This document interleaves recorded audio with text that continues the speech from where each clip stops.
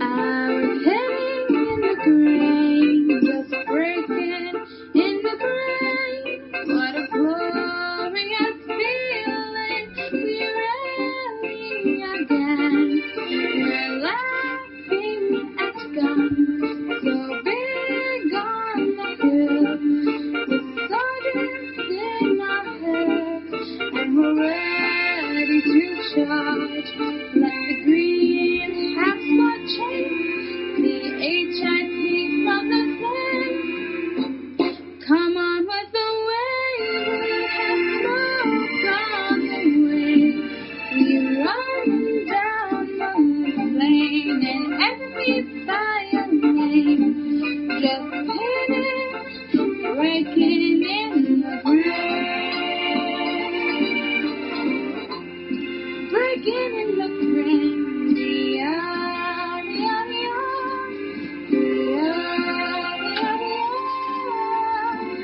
we're ready again.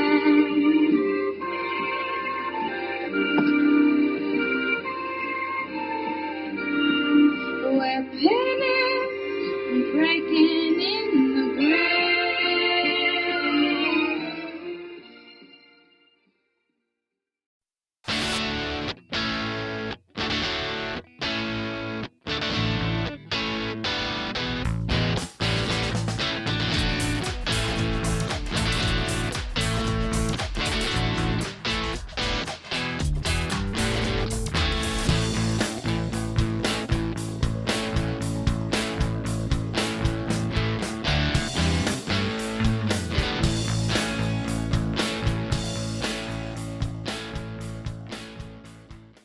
Hello, everybody.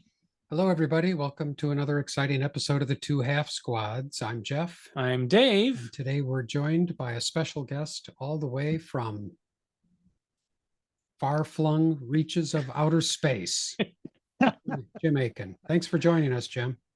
Hey, thank you.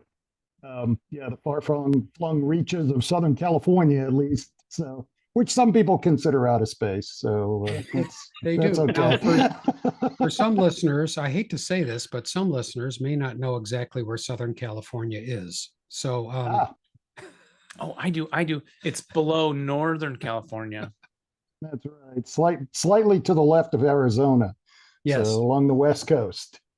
Yeah. And how long have you been in Southern California? I've lived here for almost 40 years, actually. I'm originally from Massachusetts, so moved out here for a job. Didn't like the job, but I ended up staying. And you know how it is, you kind of get locked in. So, here I am, still here. Yeah, for a couple more years anyway. So, Did you start gaming in Massachusetts? I'm sorry. Yeah, I did actually, though I didn't start playing ASL until I moved to California. So, I did other war games in high school and that kind of thing. I had a wargaming group that we used to meet, and I still see those guys. I actually got together with them in June, so which is kind of cool, So war game ties kind of go on forever, right? And are they still wargaming? One switched to computer games, so he does mostly airplane simulations and that kind of thing. He kind of got hooked into that. So, but the other one of them, there were three of us. One of them passed away, and his younger brother is the guy that still war games, and then our other mutual friend that is into computer games now. So, but yeah, and then I started ASL when it came out in '85. Bought the rule book and hooked up with that was right about the time I moved to California, right? Very, very shortly after I moved to California. So I was looking for some opponents or somebody to learn the game with, and went down to the local game store, and there was a sign there. Somebody was trying to organize an ASL club or a meeting. And it was Eric Johnson, who's kind of well known on the West Coast anyways. And so I contacted him, and our first meeting was me, Eric Johnson, Don Petros, the famous map artist and good friend of mine, and another fellow named Jim Arn. And we kind of lost track of Jim at some point in time, but Don's still a really good friend of mine, and I still see Eric. So, and that was kind of the start of our ASL experience. So a little later on, a few years later, we hooked up with the guys from we were in San Diego, and we hooked up with the guys in LA who kind of had their own club going. And at that point, Kent Smoke, who was from Chicago, had moved to California. And he was the one that kind of consolidated all the various groups in Southern California into the Southern California ASL Club. So that would have been in the late 90s, I guess. So, and eventually I ended up getting the lucky winner of becoming president. So, Wow. so What an sometime honor. around 2000, 99, 2000, something like that. We rarely get the president of any club to talk on our show. So we are usually we get the vice presidents or Yeah. the secretaries. They send us the secretaries to talk to us like, oh, can you go call I these could have guys? done that. I didn't know that. We have a whole board of directors, so I could have had anybody show up for you if you wanted. Wow. So, And so I think was this appointment for life? yeah. I was, as I was saying before, at some point in time, I've been president, I don't know, like 22 years. So I think around 10 years or so ago, the guys all got together because I insist that we run elections every year at West Coast Melee. That's our big event.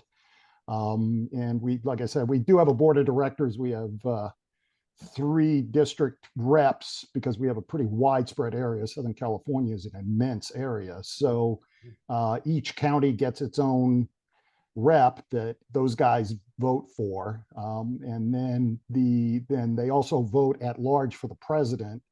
And then the president gets to pick 4 directors to serve at his will and pleasure. So that's how we structure the club. So, but I insist every year that we hold elections, even though the same guys tend to run and serve until they just beg us not to ask them anymore, which doesn't happen too often. But I insist that, I run, everybody has to run every year. And about 10 years ago, 12 years ago, something like that, they all colluded at one of the West Coast Melees to make me president for life so they wouldn't have to vote me in every year.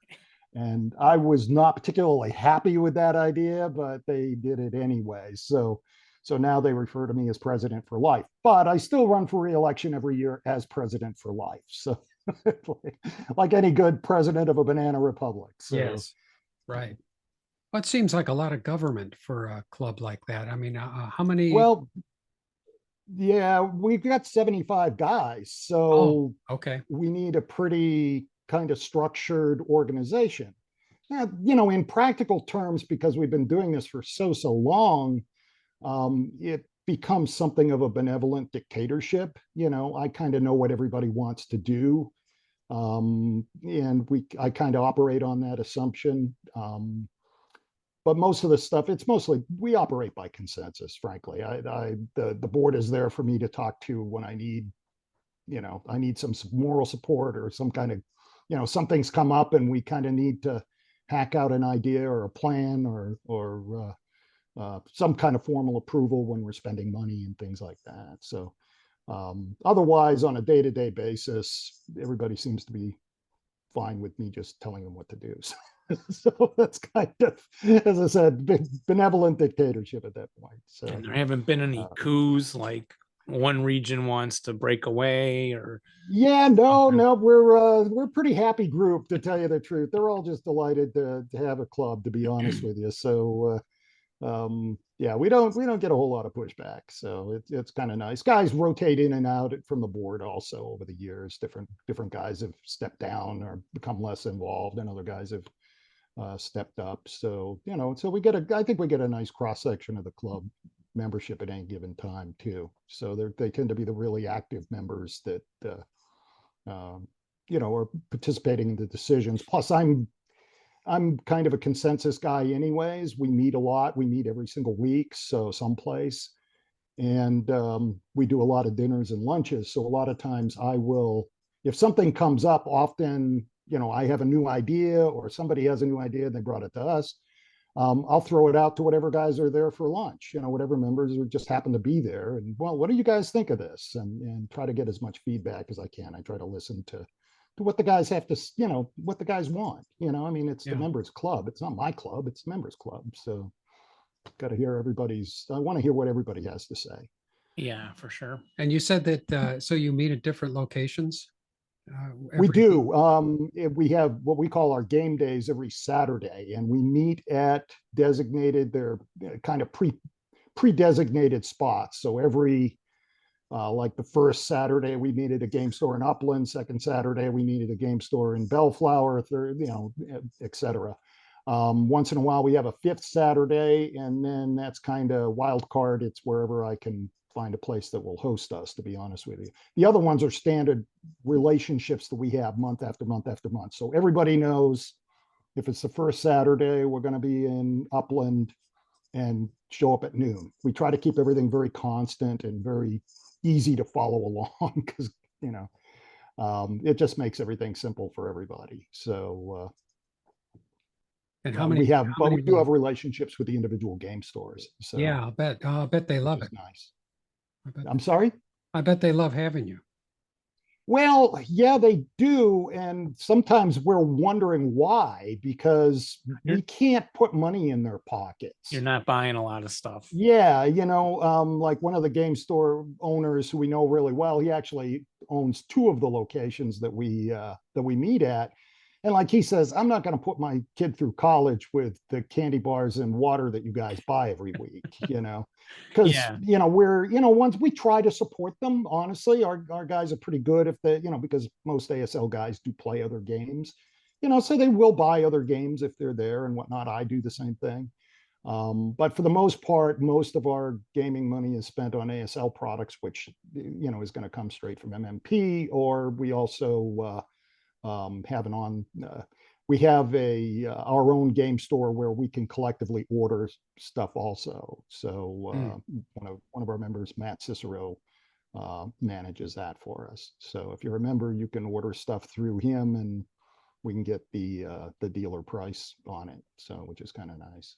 Oh, okay. Yeah, that's great. Yeah. Still, though, a game store would like to have the store look full and busy and That's exactly right. We're props, your basically. props. Yeah, I was just thinking when you're not there, they have mannequins. Yeah, right. Exactly. Well, because I've asked them, I said, why do you let us play here? I mean, the five, we give them $5 usually per head at most of the stores for the week okay. or for the day, Yeah. But that isn't even covering the air conditioning. Come on, really. Right. And that's exactly what one of them had said. He said, well, you guys fill up all the chairs, or you're in the store, you're always having fun, you're joking around, you're really polite to the other patrons that are here, and you always look like you're always having a great time. He said, and those are the kind of people I want in my store. When somebody walks into the store, I want it full of people that are joking and laughing and picking on each other and having a good time. So Yeah. We make pretty good props, actually. Well, it is invaluable. And I have seen other groups where there's some kind of conflict going on. I won't drop names, but everyone will probably know what store I'm thinking of around here. But occasionally I go in the back game room and there's, some guy going, well, what do you mean that's the rule? I have blah, blah, and I'm kind of like, oh, or you hear stories of like, we were role playing and this guy was like, oh, blah. But yeah, ASLers, even at all the tournaments, I've rarely encountered. I think I have two stories from, I don't know, I haven't gone to a lot of tournaments, but at least 4 that I've played in. And every other story besides those 2 is just a joy, great guys and good times. Well, and I think ASL kind of it's a game system where we've already had all our rules discussions or rules disagreements, and we know that there's a rule in there someplace, just we haven't found it yet, right? So yeah, or I just assume the other guy's going to know more, so I just like, yeah, well, and that's a valid strategy too, right? But also that I always call it like cooperative competition, because I think when 2 guys sit down and play, they play each other competitively, but they also have to cooperate to make sure they play correctly by the rule book. So right. Guys kind of learn, guys that are confrontational. Once in a while, we've had confrontational kind of guys come and go out of the club very occasionally. But for the most part, most of us, you know, ASL at large, and I go to, I go to Oktoberfest every year. I've been to other tournaments, West Coast Melee also that we run every year. The guys are pretty cooperative. They come knowing they're going to have to cooperate, and if you're going to die on some hill, it better be on the, with cardboard, not, rules argument. Yeah, it is really true. I think everyone I played with has been, let's look that up. You're going to spend a little bit of time in the rule book. So Yeah, but I think ASL guys are really good at cooperatively figuring out how they want to play something so they can move on. Like I said, once in a while, I actually had to ask a guy to leave one year, but he was a guy that had never come before and kind of really hadn't been in the game for a long time, and actually showed himself out. I didn't have to ask him to leave; he left on his own. But he knew it was time for him to go. But for the most part, thousands upon thousands of other experiences are always positive. Seriously though, all Jim, the guys are great. So you should have people that do that for you. well, the thing is, when this was 3 or 4 years ago, I think, the confrontation had occurred, and the club members stepped up to the plate. I mean, they were like, no, they shut that right down. There's not, we don't want this in our club. This is not acceptable behavior. yeah, And I think the guy that had stepped out of line knew he'd stepped out of line, and he decided he had other things to do that morning. So he ended up leaving. So he left him, showed himself the door. So, but that's one example. I mean, we've been doing this for 25 years, and that's one of the very occasional examples that something like that would happen, right? So the guys are usually great.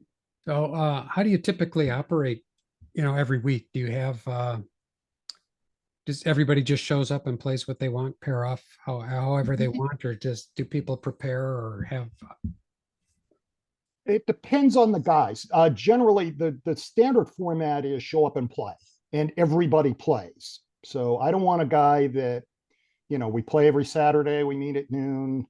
I don't want a guy that convinced his wife that he was going to take the day off and go play ASL and then show up and not have an opponent or not be able to play because he was the odd guy and showed up.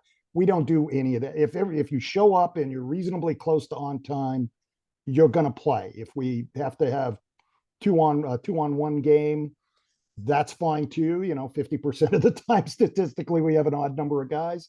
So a lot, the guys at the game days are pretty good at playing 2-on-1, playing teams, playing cooperatively. So yeah, it's pretty much show up and play. Some guys come prepared. They'll come with scenarios. That's great. Or you can just show up with a cup with some dice in it, and I'll pair you up with anybody and you can play whatever you want. So yeah, very, very flexible. I have literally no idea who's going to be there. I show up, I'm there every week generally. And we have 2 or 3 guys that are there almost every week. But I really have no idea who's going to show up until they get there. I found over the years that flexibility is the watchword for making things go smoothly. You can't, right? I try to avoid as much structure as I can, so. yeah. So do you have extra counters, extra rules, extra maps? Well, with the club for West Coast Melee, and we started doing this about 3 or 4 years ago, we started accumulating game sets for West Coast Melee because we found guys that would show up. Some of the guys that show up only play Vassal unless they come to West Coast Melee. So their game set is either stashed away in the closet or in some cases not even punched. So what we found was by having some loaner sets that those guys could, participate without having to scramble around borrowing, counters from this guy and boards from that guy and that kind of thing. Though everybody's really good about sharing their stuff. That's not really an issue, but it makes things go a lot faster. For the game days, we have most of the regular guys bring their sets or a travel set or a portion of their set. So we always seem to have enough counters. You know, we have 2 or 3 guys that have really good travel sets that are almost always there. So, and like I said, everybody's good about sharing their stuff. So that's never an issue, you know. Yeah, I was the guy that played the 2-on-1 when I ran a Paso club at my house, which we've talked about a lot on the show. Ultimately had lots of people come through. But on any kind of game night, I think 12 was the most. We barely fit them down here. But yeah, when I had to play the two games at once, I kind of liked it. You know, because you have to give up trying to win. Okay, I'm not going to worry about that. We're here to make sure both these guys get to play tonight. And then I Right. liked kind of going back and forth. And of course, the opponents have to be patient enough to, okay, when Dave's finished moving there, I'll get to move over on this side on him. And I just wanted to try to keep them where I'm on the defense. So there's less to think about, right? Kind of Sure. fall Yeah, back, yeah. whatever. But yeah, I kind of enjoyed that. Yeah, what our guys are apt to do is they'll play 2-on-1 where they'll have two attackers and 1 defender. They'll play the 3 guys will play the same scenario. Oh, yeah, I was but doing 2 different guys, so boards. they'll pick a scenario where there are Yeah. 2 attacking forces, those kind of things. And we do Yeah. a lot of that kind of thing. Frankly, it makes the game go a bit slower. Usually, the more guys you have, the slower the game goes. So that's just the ASL math or ASL reality, I guess. The more guys you have participating, the slower it goes.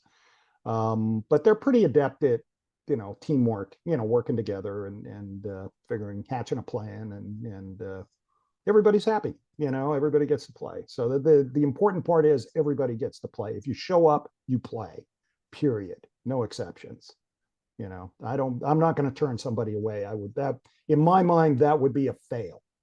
You know, if somebody showed up for a game day and then didn't get a chance to play, drove all the way wherever the heck it is, and shows up, and, you know, he told his wife he was going to be gone all day, and then he shows up and there's nobody to play. That's a fail for us. Yeah. And sometimes too, I would like just go ahead and sit out. You know, I could do some other stuff. It's my basement. I got stuff here. Right. And then I would try to catch them on the way out too, and take them upstairs on the couch and have them both. Excuse me? I was thinking too, like, well, where's Laura when we were doing this? But hey, you guys finished your game? You never take me up on the couch. It's like 10 o'clock or 9:30. You're the first ones. You want to come up and talk, and we'll talk about the games, and then we put it on the podcast. Okay, these 2 guys played this, and so it was really a great way to, that's great. You know, do something else. And you know, it was great to have them, of course, talk about their games too on the way out, and any recommendations, what strategy did you use, you know, kind of thing. Sure. What about You bet. starter kit? Do you have starter kit players, or can you handle? Yeah, we have 2 guys, because getting new players up to speed is a real project for us. It's something that we really kind of commit to doing, to making sure that we always have starter kit stuff around. We actually have one of the members of the board of directors, Blair Bellamy. His job is new player development. That's his project. And he's more than happy to sit down and walk through he loves starter kit. He'll sit there and walk through. Dave Nicholas is our other starter kit guy. He runs what we call the 7-0 leader program at West Coast Melee every year, where you can just show up and if you've never played a game before, sit down and he'll walk you through the rules, whatever you need to do from start to finish. You want to play starter kit 1, great. If you used to play ASL, but you haven't played in 10 years and you want somebody to help you with the rules to get you up to speed, same answer. You know, why don't you play Dave? Dave sets himself aside to do that. That's his commitment. So we really do try. Yeah, we do. We don't get a lot of starter kit, other than Blair loves starter kit and he'll play that anytime. But if he's at a game day, but you know, sometimes we get starter kit, and that's fine. Everybody's fine with starter kit too, you know, especially for try to accommodate new players or new guys coming in, you know. Yeah, I always get a kick out of going to tournaments at a hotel or something, and just some non-tournament players, just other guests in the hotel will be walking by and they'll poke their head in like, what are you guys doing in here? Well, we're playing, try to explain to them what the game is. And they're like, okay, bye. Yeah. Yeah. They Or tend what? to. I don't get it. What are you doing? But I wonder, do you ever get guys that just come into I suppose everybody that comes into the game store knows what ASL is. But do you pick up people from that Most of sometimes? them, well, most of them do. I mean, most game stores these days are filled with card players anyways. They're not Yeah. really board gamers. They play some Euro games maybe. So they're either card players or role players, right? And those guys are great. Don't get me wrong. We love them. We enjoy, they're always really polite and everybody's really friendly at the game stores. So that's, it's part of the environment of playing in a game store. You got to cooperate with the people that are there, right? The other Yeah. patrons. And those patrons are the ones that are keeping the store open. Yeah, They're the ones yeah. buying cards, The right? collectible card. Yeah, exactly. That's where the game stores are making their money. They're not making it selling us soda and candy bars. That's not going to keep their doors open. Yeah, because when we mentioned that earlier about keeping them in business, I was thinking about all my miniature stuff, like, and Jeff Sure. can tell you the basements. Well, I refer to it all the time, and on our Twitter, I got pictures of all this stuff. But I was going there a lot, always getting the new miniature 15mm armies. I built Sure. like a dozen of them. It's like, okay, Sure, completed my absolutely. late Romans. Now I want to paint up some Syrians, and just. Sure. And then, yeah, ASL was like a big purchase once, and then you got to wait a year. Yeah, exactly. Back in those days. And, I mean, MMP doesn't, the game stores can't really get the product through their wholesalers effectively. So, and that's how the game stores operate. They get their product through their wholesalers, right? Or through their distributors. I mean, not wholesalers, distributors, right? Yeah, yeah. So most of the major distributors don't cover it. So they're kind of out of luck, and they understand that. But again, like, we try to be happy props. And the relationship has been going on for, almost 20 years at least that we've been doing this. So, apparently it's working out for both parties, pretty well. So they seem happy with us. We're sure happy with them. So, and we try to promote them too, where we can. There's not a lot of opportunities to do that, but we try to make sure, everybody knows who's taking care of us too, right? Mhm. So, yeah. So then the melee is the tournament. that's correct. Yeah, Right. we do the West Coast Melee every year. We just did number 25 this year. It's usually at the end of February or the very beginning of March. And we do it usually, we start on Thursday, finish on Sunday. And what we do is we do mostly mini. Our first day is open play. Everybody just comes and sit down and play. No records get kept. You're just warming up. And then starting on Friday, you can play in mini tournaments and you start keeping track of your games won and lost. And by Friday night, the guys with the 8 guys with the best win-loss records go into the melee, a single elimination melee on Saturday, and they play for plaques. Everybody else plays more minis or plays open. We have a lot of guys that just come and play, and and they're happy with that too. So we give away, last year we did, this past melee, I think we gave away eight mini tournament plaques and then our 4 finalists. So we try to give away a lot of plaques. We give away a lot of prizes too. So. And what kind of numbers do you get at the? This past West Coast 25, we had 65 guys. 50 is a lot closer to typical, but of course, over the last few years, it's been kind of hard to, with the pandemic and everything, we skipped 2021. We got in just under the wire in 2020, had to postpone or cancel 2021. And then 2022, things were still a little shaky. I mean, we really were still having trouble even finding a place to host us at that point. Yeah. And then 2023, everybody came back with a vengeance. And like I said, we had our best turnout in years at 65. So I'm going with that as our new trend. So Yeah. And where do they come from? Do you get any Mhm. people coming from farther west? Mostly Southern California. It's mostly Oh, okay. it's mostly local. Ah. We get some guys up in the Bay Area that come down. We have 2 or 3 guys that are regulars, 4 or 5 guys maybe that are regulars that come from Northern California. And then we have a few fly-ins every year, guys that come, some guys that come fairly, every few years or every couple of years at least. Mostly local guys. It's mostly guys that drove there, the local guys. So, but because we have such a wide area, I mean, it's Southern California is what, 20 million people, we have a lot of people to draw from, hence the 75 members, Right. it's a game of numbers, right? Yeah, and then location, right? It's maybe the ASL Open used to be able to draw from different states. Now it's all online. Dave Gold Yeah, runs it right. all. Yeah, I know Dave put Yeah. it all on. Yeah, so- Yeah. But I think like ASLOC isn't the part of the beauty that people can converge toward the center. So Absolutely. And that's something that's kind of tough for the Melee, in that we're kind of way down in the southwestern corner of the United States. You can drive 8 hours north or east and you're still in California. Yeah. So you haven't even left the state yet, so, well, not east, but north, Yeah. certainly not even halfway through. Yeah. But, I mean, you're looking at an 8-hour drive to get to Phoenix, from LA. So, the distances are immense. There's just people that aren't going to say, oh, let's take 2 days off and go play in play in a ASL tournament. That's not going to happen. You got to make a plan to come if you're going to come, right? Yeah. Because we're kind of, pretty far out there. And then, so the tournament goes for 4 days. Right.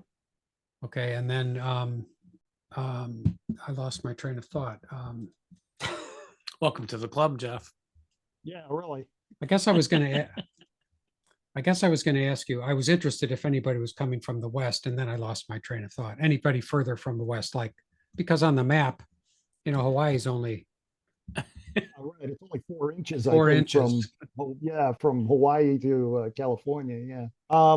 We do other things also. We recently we had a game day on the USS Iowa, which is in San Pedro, which is That's what we were port of supposed to Los talk about.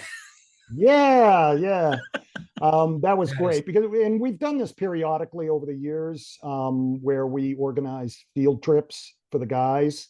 We're really very strict about sticking to ASL, right? It's, or at least World War II history. We really try to keep it very, very tight. All of our interests, all of our, if we go to someplace, it has to have some tie to World War II history. So we went up to the Littlefield Museum up in the Bay Area 3 times. We actually organized 3 different trips to go up there, which actually involves flying up there for the day. And that was kind of interesting. One time, I think we did 3 trips. The largest of the 3, I think we have 20 something guys that actually flew up there for the day. And What's there? I'm not familiar. What's that?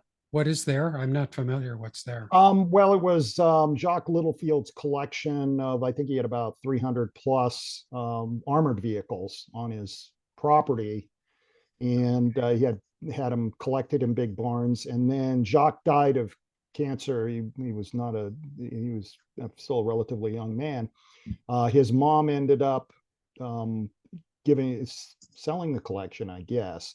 Most of it ended up at the Heritage Museum in Massachusetts, where they do the plane. They have the airplane museum there. I think it's out in Hudson, Massachusetts. I think I've been there since then, and they did a really nice job with his collection. The Littlefield collection had one of the only 3 operational Panthers in the world. They got the one that got pulled. He bought the one that got pulled out of the river in Poland back in the, I think, 80s. Yeah, was there stuff on YouTube? Yeah. Oh, yeah. It was in one of the tank history museum, History Channel tank restoration things. Yeah. Gorgeous. I mean, and fully operate. He restored all his vehicles to factory original, right down to, putting a Schmeiser on the front seat, and that kind of thing for little details, leather straps, he redid all the leather straps for all the, small arm holders. I mean, everything down to the smallest detail. And then he just stuck them in his barn, and you could come and see him, which is kind of Yeah. cool. And he would take them out and drive them around. They would take Yes. them out Yeah. around, Wow. which they still do at the Heritage Museum. Also, they take them out. Oh, and drive okay. them. Yeah. So because they are operational, so more or Yeah, less. Jeff, like we have the Volo Museum. They've got a lot of military equipment, and then there's one guy in Wisconsin. You remember, you go by the highway, and there's all that equipment. Oh, So we always yes. go. We I've should never go s- there. Yeah, and I've we never stopped there. we never Yeah. go there. Yeah. But it's similar, right? It's a private collector. Right. Yeah. That was a private, and now it's it's a nonprofit organization that owns most of the collection now, and it's gorgeous. It's Yeah. really worth it if you ever go there. So I we have a did. bunch of We've I have a done bunch that. of Panzerfaust and atomic bombs that I've collected. They're all over in the corner. Yeah. Well, he had two, because when Littlefield was collecting, he actually had his own arms dealer, scouring the world, literally looking yeah. for, he bought 2 Scud missiles because you can't just have one. Apparently, you needed a second one. they're With the not bad. launchers, the portable launchers. I mean, Yeah. it was an amazing collection, and most of it ended up in Hudson, which is kind of cool that they kept most of it together. So it was the good stuff. It was even beyond World War II. Some. Yes, yeah. He had I'm gonna say T-54s, maybe T-64s, something like that. I mean, some Cold War stuff. Yeah. Also, most of it was World War II. The bulk of it was World War II, and of course, when we went up there, we were just really pretty much interested in World War II, right? Yeah. So, but he had some phenomenally great pieces. So we did 3 of those, and then we had a fella, the USS Iowa is in San Pedro, which is part of the Port of Los Angeles. And one of our members is a docent on the Iowa. And so he had come to me and he said, do you think would it be cool if we did a game day on the Iowa? And he said, I think I can make that happen. And I was like, yeah, of course, that would be fantastic. So he organized it with the organization, with the nonprofit that runs it, and through the docents, and we ended up organizing a trip. We had 17 guys. Everybody showed up. It took quite a bit of organization on our part to get everybody there, but we had 17 guys go aboard at 8:30 in the morning, and then we got a private tour, and then we all went up to the officers' wardroom and played Blood Reef Tarawa all day. So we had, I think, 3 or 4 historic maps, and played individual scenarios. We were playing 3 separate scenarios on each one of those maps, because we wanted something that would have a little bit of eye candy for people that were walking through, like Right. Jeff had mentioned, people look at you and they don't know what it is. Well, at least make it something that's interesting. And we wanted something that was at least ocean related if we couldn't, I mean, Red Barricades just didn't seem like that was going to be a good fit, for the USS Iowa. But the cool thing, and this is kind of the cool part of this whole trip, and it was completely unplanned. The Iowa has a docent who shows up. His name is Lloyd Glick, and he's 99 years old, very spry. World War II, he served on a couple of ships, most notably the USS North Carolina, right? And he always sets up a little display in the wardroom where we were. Well, he was there that day. He came that day that we were playing, and he had his little setup over in the corner, and he came over and started talking. And he, like I said, very spry, very with it. I mean, for 99, he's really sharp. Wow. And we got talking to him. Well, the USS North Carolina, the USS Iowa was not in any way involved in Tarawa. It was not there. But the USS North Carolina was at Tarawa. So we got to be there with one of the veterans. He watched us play for a while, chatted with the members. And so we had a veteran of the battle actually there for the day, which that was just like totally not planned, completely coincidental, and absolutely cool. I mean, everybody loved him. He was a great guy. He was really interested in what we were doing, and was following along. He understood what we were doing and that stuff. So it was really super nice guy too. So that was kind of cool. Yeah, that was. I mean, that was a real achievement. We were really. I'm really proud that we were able to do that. Do you think that's something you'll get to do again? Yeah, they invited us back. We were always a little worried. Gamers in general and ASLers in particular tend to have a hard time watching their language. So I don't know if you've noticed that, On but this show, we do watch our language. I tried. If You you've won. noticed, I'm I've gonna been have to very bleep you careful. once so far. Oh, okay. I've been told I swear like a sailor with Tourette's syndrome. So, Well, you're doing you very know, well then. but and most of the other guys and a lot of the guys in the club do, some notoriously so. So we were really, really worried about being in a public event and making sure the guys kept, because they relax and they start, But you just did talking all like they usually do. you did all wear pants. We did all wear pants. Okay, Yes, okay. everybody had pants on. Yeah, you bet. So, but yeah, everybody behaved themselves. We didn't have any incidents of, you got to watch your language kind of thing, which I was pretty happy with. It's a struggle for me, and I know it's a struggle for a lot of the guys. So they ended up inviting us back. They said, you guys can come back anytime you want. We could have a game day there, as soon as we want, basically. So we'll probably make it an annual event, something like that. Come back once a year or something. How many Give people can you give- fit gaming in the officers? Oh gosh, that wardroom is huge. Oh, is it? Okay.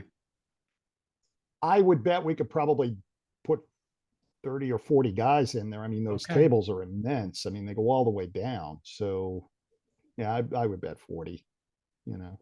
Yeah, they're bigger than you think. Well, I was at the one, I can't think of the name, but it was at Virginia Beach, ship out there. Mm. But Laura and I walked through it, and it just boggling the mind of the space, even the little donut making space they had, where guys could go get a donut on the ship at any time, a quarter after quarters after quarters, and we're like, wow. Yeah. But then the bunks, of course, you gotta sleep all stacked Yeah, up. well, there's that. Yeah.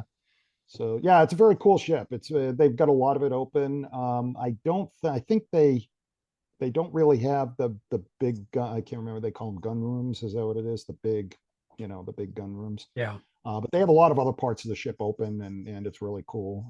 They also have the USS Midway, the aircraft carrier down in San Diego.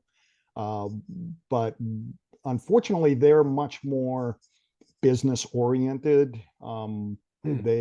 It would be very expensive for us to, they're not interested in hosting things that they're not going to collect money on. So okay. Unfortunately, that's probably off the table for us.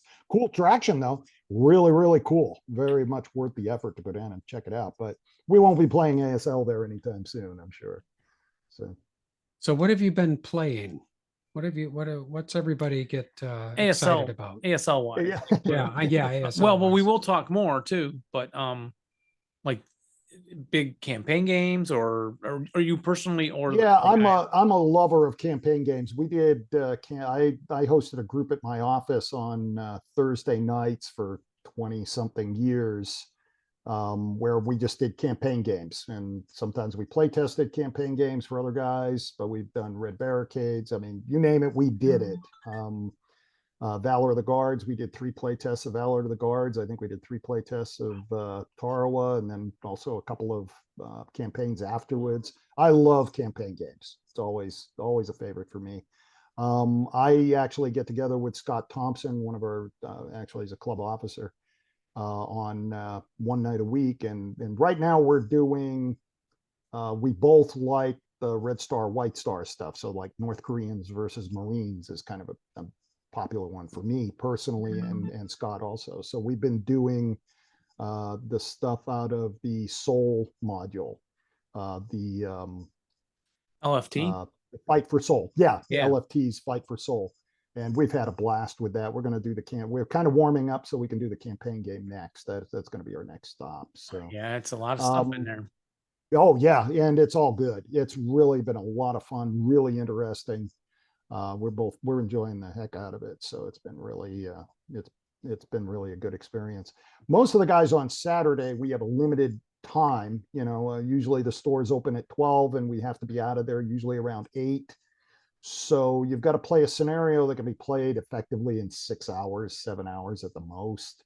So we tend not to play much bigger than average size scenarios. And that usually, some guys bring scenarios that they've picked out over the course of the week and they just want to play. And most of the time they bring whatever's the hot stuff, whatever the new stuff is. Journal 14's out. We had Journal 13.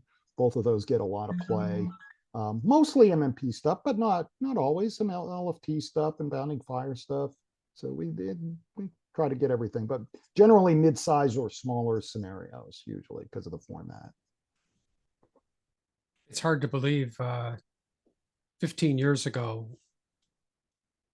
how scarce things were. It's, relatively compared to now, scarce new modules and scenarios were. I mean, it was years and years between. And now there's so much stuff. How do you choose? Yeah, you can't even, you have to pick and choose what you want to buy. I mean, it wasn't too long ago they could say, well, I just buy everything, whatever comes out, all the third party and everything. Now, there's not too many guys say that anymore, I've noticed. Most guys are, it's like, well, I buy all the official stuff, and which is kind of where I am. I'll buy the official stuff, and then I have, I like a couple of different third parties, that I generally buy their stuff. And otherwise I kind of pick and choose. If it's a subject that I'm interested in, I'll buy it. I think that's probably where most of the guys are going these days. So, but yeah, it's the golden age of ASL. We have all these ASL guys that are all hitting retirement age, and now all of a sudden they can create their opus that they've been planning for the last 30 years, right? They've been working on in their basement for 30 years, and now they can bring it to MMP or Bounding Fire or LFT and get it published. So that's awesome. I mean, it's awesome. Yeah, and more time to game, which I found being retired was also the kids left the house. So at the same time, it's our first summer with no kids at home. And then my wife is off a couple of days a week, so we can do a lot of time together.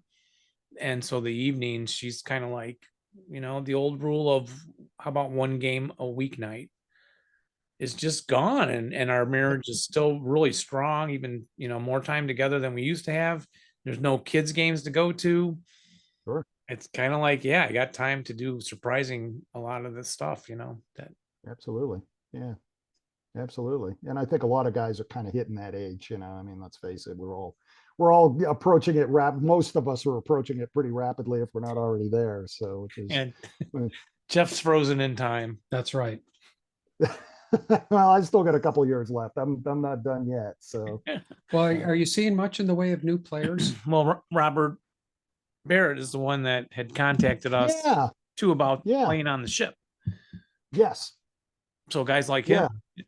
We do pick up a few guys a year generally. We also pick up guys that are old battle scarred veterans that went and had kids and jobs and then finally find themselves with more time 30 years later. I mean, we literally had a fellow that showed up at a game day that was at West Coast Zero. We actually had West Coast Zero. We had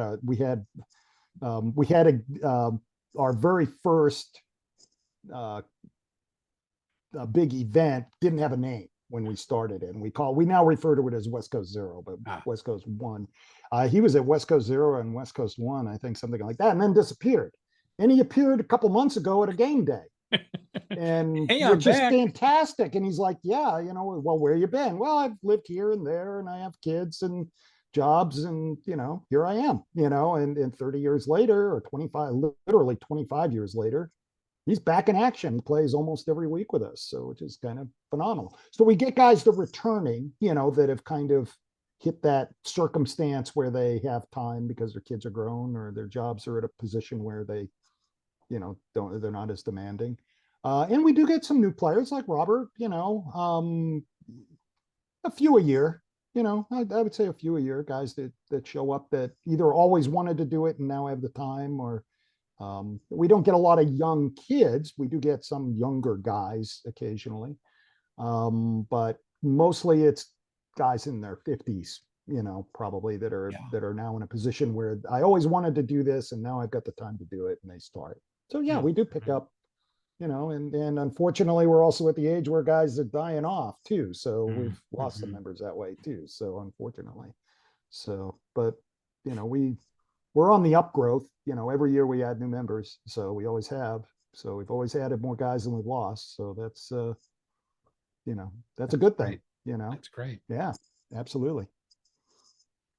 How do you explain for yourself your interest in World War II? Well, that's a good question. Because when I first started ASL, I started with Squad Leader. I was a war gamer anyways. But my interest was primarily the Civil War, and to a large extent, it kind of still is. But I really liked Squad Leader. It just kind of fit my mentality of what I thought a war game should be, and I started playing it. And then, of course, ASL came out, and that was just better in every way. And then I started playing with other guys, as I mentioned, the San Diego guys. We built up a club pretty quick, and then it becomes more of a camaraderie thing. It's not so much the interest as you're playing with your friends, and that's always been a big part of my gaming experience. That's why I don't do online games. I like to see my friends. We get together for lunch. We chit chat and shoot the bull, and they become really great friends over the years. So for me, it's a very personal thing, right? But the cool thing about ASL, and it's always kept my interest and always kept my primary attention. I always say ASL is a jealous mistress, right? Guys that play ASL tend to play very little else other than ASL. Right. It's kind of a commitment. But I love it because it's so varied.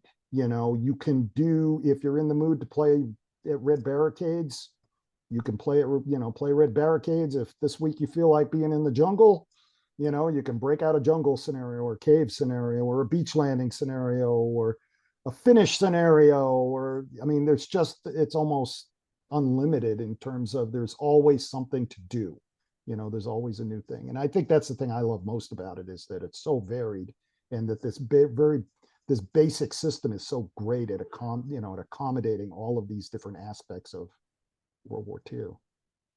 Yeah, I did grab like Front Toward Enemy for Vietnam, which, you could end up with a similar thing, right? With the rivers, the Mekong and everything. Sure, But, yeah. Just that game in itself, if it's an introductory game or it's not going to go anywhere, the scenario choices are pretty limited, Right, sure. Yeah, and that's what ends up happening with a lot of games. They become a bit repetitive. ASL is never really repetitive because you can always go and just do something completely different. You can go to Danant, you can play crossing the river at Danant, and there's always something new and cool. There's always a new thing to do. Play the desert. They're just so different experiences. And you don't really get that with other games. There's a lot of other war games that I really enjoy. Third Rise to play to death, Third Reich to death, with my old game club. But after a while, it kind of starts to sound the same, as when you played it 4, 5, 6, 8, 10 times, it starts to become repetitive. ASL is never like that. At least to me, I've never found it that way. It's always been something new and different.